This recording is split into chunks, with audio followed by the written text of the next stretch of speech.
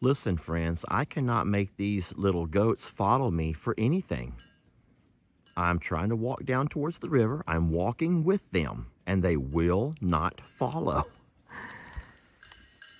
So you've never seen the river so low. I haven't. Now, we did see rocks showing last year during our drought, but that was only a small couple of patches. You've never seen all of this. You can see the floor along through there. There's absolutely no boats travel the river anymore. None. Can y'all smell Mr. Huck? This is a spot where I did Mr. Huck's cremation. And no, they do not smell Mr. Huck, I don't think. I don't know what they're doing. I don't know what they're smelling right now. But it's not Mr. Huck, y'all. Come on. What are they smelling? Because they're all like, hey, wait a minute. And I'll say something else. This is the first time they've ever come here and congregated and stopped to smell around. How bizarre is that? Before we leave, let's walk over and see if our little spring is still flowing. That'll be pretty neat if it is. Walking with them, and they will not follow. And I don't know why. Well, I mean, we do know why. But they'll go across that hilltop, no problem at all. Okay, here they come. Come on, babies. I'm going to watch you. I'm going with you. Come on, let's go. Isn't it amazing how the horrific event that happened to Mr. Huck that's been a couple of months. Yet to this day, these goats will not come down towards this river unless I literally have to call them. Now, I'm carrying no snacks. There's no snacks with me. All right, let's all forage a little bit, okay? Come on, you guys find something to eat. You guys find something to eat. Oh, Lord.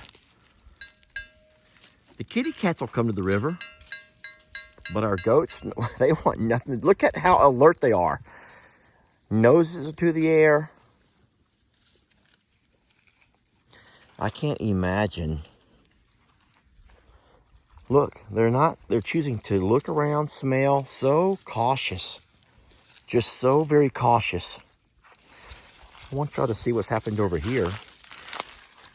We had some high winds a couple of nights back, and it snapped that tree right there. That tree's alive. And it snapped that tree over, and it went crashing down almost on top of our deer stand, our deer blind. But that little green live oak caught it about halfway down before it did any damage.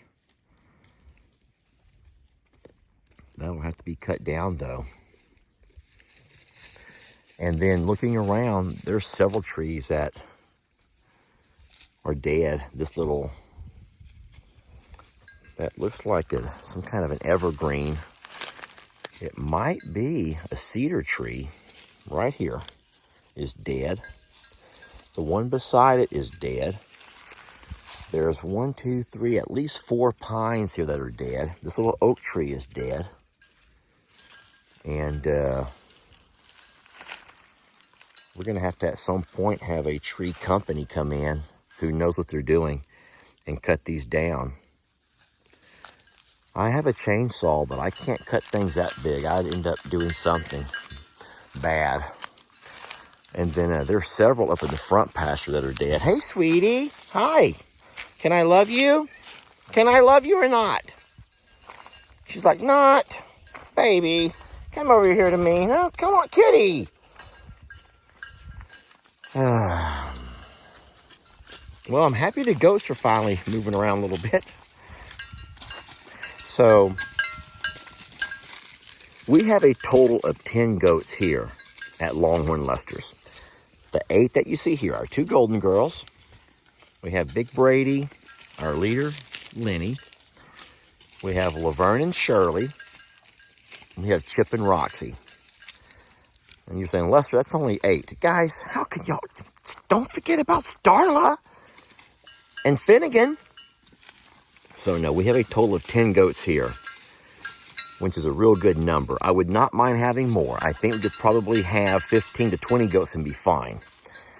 And then,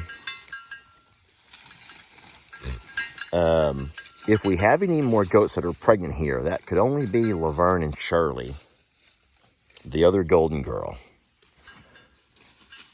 I don't know if they are or not.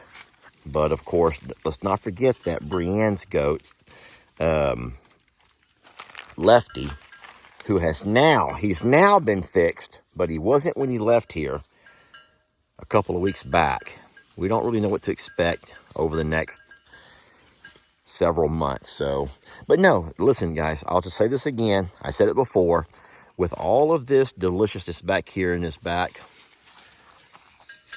5 acres, there we could run with all of this stuff here, man. You could run goats year round back here, and you could easily feed 15, 20 goats with no problem whatsoever. And of course, we also give our goats grains, just kind of a social event. But they're looking really good. The only goat that worries me health-wise as of right now is Shirley Bird. She has a weird thing on one side of her stomach, her little rumen side, that worries me. She also has that one teat that it looks like a mastitis type thing. It's just so abnormal. Yet, I don't think there's any milk in it. So, it doesn't seem to be affecting her as far as her health. She eats fine, she gets around fine, she doesn't have, any issues. So we've not taken her in to have it looked at. We just assume okay, I'm just going to say it. She's always had it. She's always had an issue. She's always had an issue. And so, yeah, isn't that better now that y'all have gotten... Yeah, I just hate that I have to come down here with them. I don't hate the act of coming here with them. I hate that they have such fear that I'm required to come with them or else they'll leave. So it really does add an hour of my day. That's not that bad of an hour. It's a very relaxing hour, but something that I have to do. Now, I'll let you know on the days that I can't come out with them for whatever reason, they still come back along the hill, and you can see how the hill has been eaten down to nothing. So they're getting their foraging. They're getting their very balanced diet. But if we want to come this far, or if we want to go even further, yeah, I have to go with them. Because they don't want to follow the kitty, not her by herself. They don't trust her to be their shepherd. But she will come with us.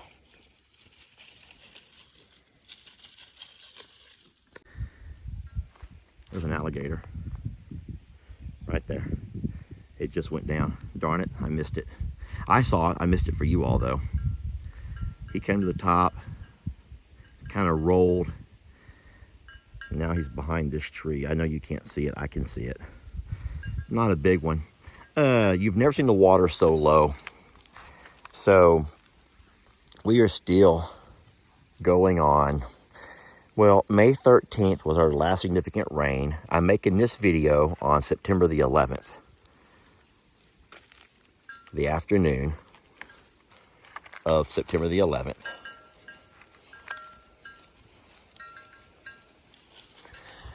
So I'll tell you guys something interesting. And there's a lot of, so this is local news, and I'm wondering what you think about it. Okay, for as long as I can remember, it was the San Jacinto River, which there's 2 forks. There's the east and the west. The east fork is one that runs through Plum Grove behind, I'm a Survivor. And they both meet up. Both these rivers join at what they call Lake Houston. Lake Houston is what feeds the city of Houston its water supply. Well, I don't know exactly if it was last year's drought, but both rivers got so low that they had a issue getting water into the city of Houston. So what they did was they did some canal work and they found a way to to connect the Trinity River, which is our largest river in Texas, and they have a way to divert water over to Lake Houston. I'll look for some diagrams on how they did that. I've never looked at how they did it. I heard they did it. And now get this. Now Lake Livingston, which is upriver from here, guys, it is so darn dry. And a lot of people who have property around the lake are complaining because they can literally walk underneath their boat docks. And there's only one operable boat ramp.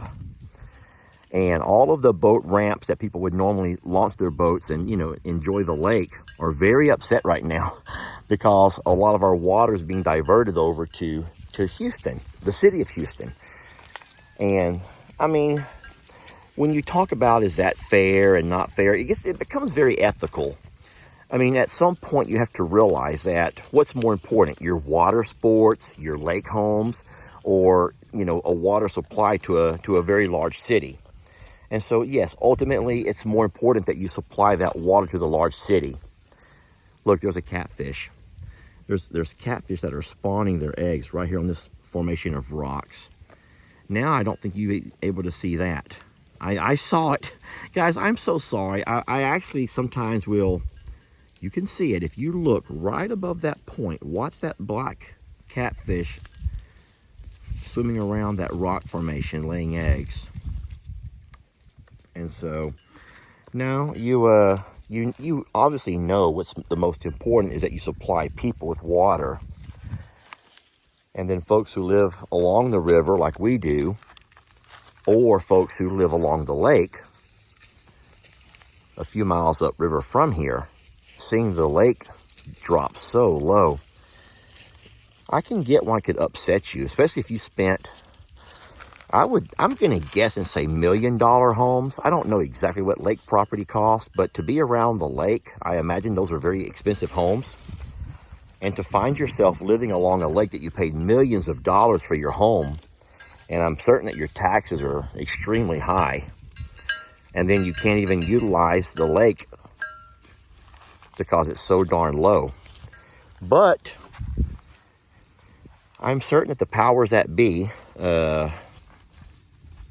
in the Texas legislature they ultimately, I know they care about their tax bases and they also care about their constituents, but they also know you can't have a city run dry, a large city, like Houston. So anyway, that's just kind of what's going on in our local politics. There's a lot of talk about that, and I know what people want more than anything is to just have rain. Just come back. Rain, come back. Fill our ponds, fill our lakes, fill our rivers, feed our forest, our pastures, our lawns. I'll say one last thing about that, and I know this is not typical Longhorn Lesterish, but I know the city of Houston began to ration water, and one of the dumbest things I've ever heard was that you can only water your grass if you have a odd number address.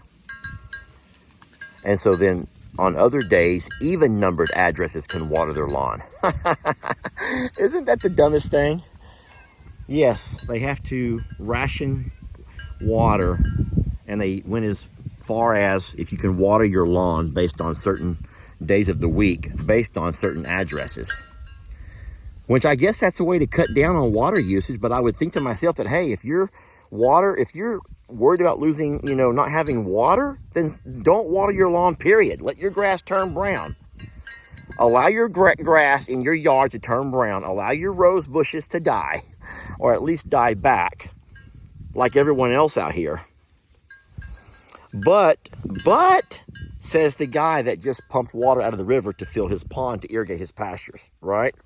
I know, I'm not in a place to talk. I can't talk. Anyway, goats are doing great here. Let's walk on back up. They've had plenty of time to nibble. Now, I know what you're saying. Lester, I'm looking at my counter, and you've only been videoing for 15 minutes. Guys, I've been here a lot longer than 15 minutes. I don't have the camera rolling every minute of my walk.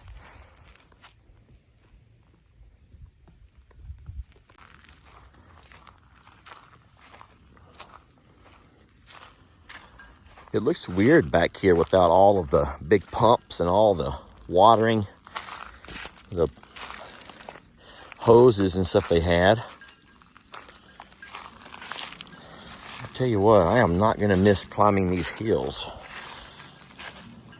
I've had to start wearing my knee brace again because of these darn hills. All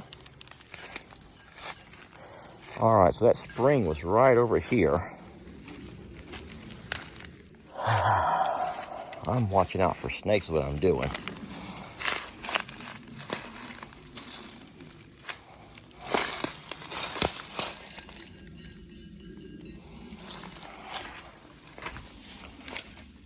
So I don't see, yeah, there's a trickle. It's really just kind of, the ground is wet. You can just see the ground is wet. There's a little bit of moisture that built up there underneath that stick, which is where the water comes out of the ground right there. I don't actually see the same stream that I saw last time I was here. And I'm wondering if that's because that was a month ago.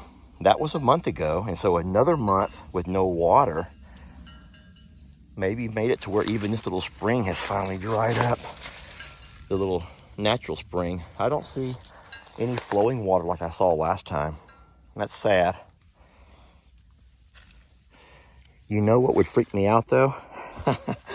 If I did see spring water that was blue, the color blue of our pond. Because you know what that would mean? That it wasn't a spring after all. It was our pond leaking through here the whole time. Which I don't think that's possible. We are so far from the pond right now. But you can see the moisture in the ground. It's just not enough to, I don't think it would be enough to sustain life if there was life over here that was needing that water source. Not any kind of large life anyway.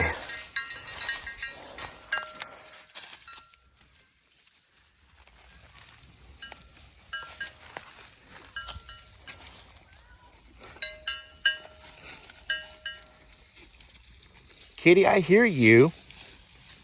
I don't see you.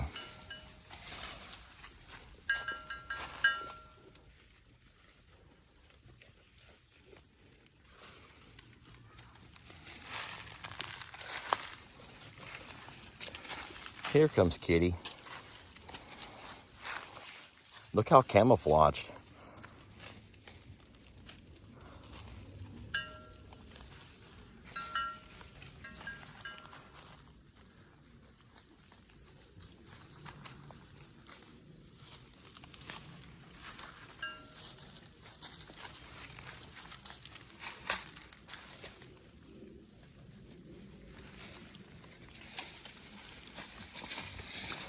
Yeah, we could actually run a whole lot more goats here if we wanted to.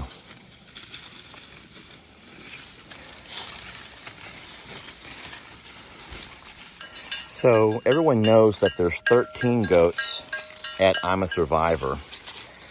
And a lot of people have asked if we plan on ever bringing the fainting goats over here to Longhorn Lester's. And I think that what we will probably do is bring them here for summer camp. When we bring the other goats next spring or summer. But what we have to make sure we do before that is have a control of our predator issues. And we have to also make sure that if we do walk back here with those goats, then I'm always going to have to be with them. Because let's not forget that a fainting goat, when they get startled or spooked, they'll lay down on you, they'll faint. And we would not want to have anything walk up on our babies. And when these guys all go off to run, our fainting goats all conk out and not be able to run. That would be horrible. Plus, Miss Amanda kind of wanted to see those goats at I'm a Survivor because she just loves the I'm a Survivor story, and she wanted her goats to be a part of I'm a Survivor. So if they do ever come here, it'll be for a summer camp type trip, not long term. You guys about ready? Hello? All right, so one little last bit of exciting news. Tomorrow, in tomorrow's video, I will be bringing our baby goats down here with us. Yes, I'm gonna bring Finnegan and Starla with us. And so look forward to that. If you love Finn as much as I do, and Starla, look forward to tomorrow's video. They need to start getting out more. We have to start giving them more opportunities to forage, and they have to learn how to be goats, y'all. They have to learn how to be goats. So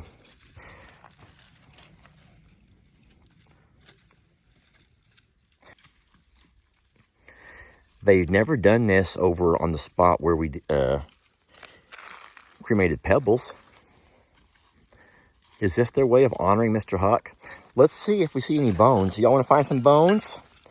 Do we see any bones of Mr. Huckies? Guys, I have learned how to cremate, so I'll show you something interesting.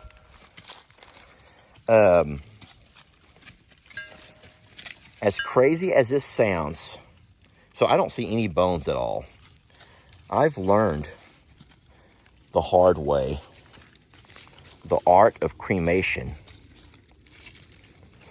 I hope that doesn't sound morbid, that I know how to cremate and not leave any remains. But what I'm looking for are bones, teeth, maybe a hoof, and I don't see anything. Which says I'm really good at what I do when I have to do it. And how scary is that? I'm sorry. There's no remains here, y'all. There's nothing left. I'm a liar. I'm a liar. Now, I don't know what this is. It's a bone. This is an obvious bone. But I don't know of what part of the body, obviously.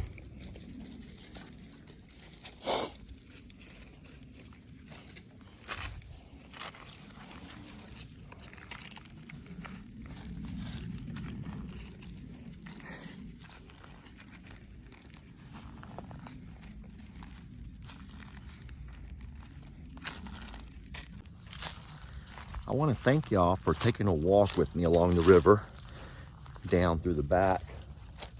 They're going to follow, don't worry. They're going to come running. If you want to watch, just watch long enough. You'll see them come running. They're not going to stay by themselves. And like I was saying, tomorrow we'll be bringing Starla and Finnegan with us. I'm going to probably bring them down on the side-by-side with all the goats following. And then at some point, I'll put them down and let them start exploring around, eating. They can both eat green stuff now, and they need to be learning to eat more green stuff. So I'm actually surprised the goats are not right on my heels, but I'm glad that they're not. Oh, and as soon as I say that, here they come, right on my heels. Thank y'all for watching. We will see you guys on tomorrow's video.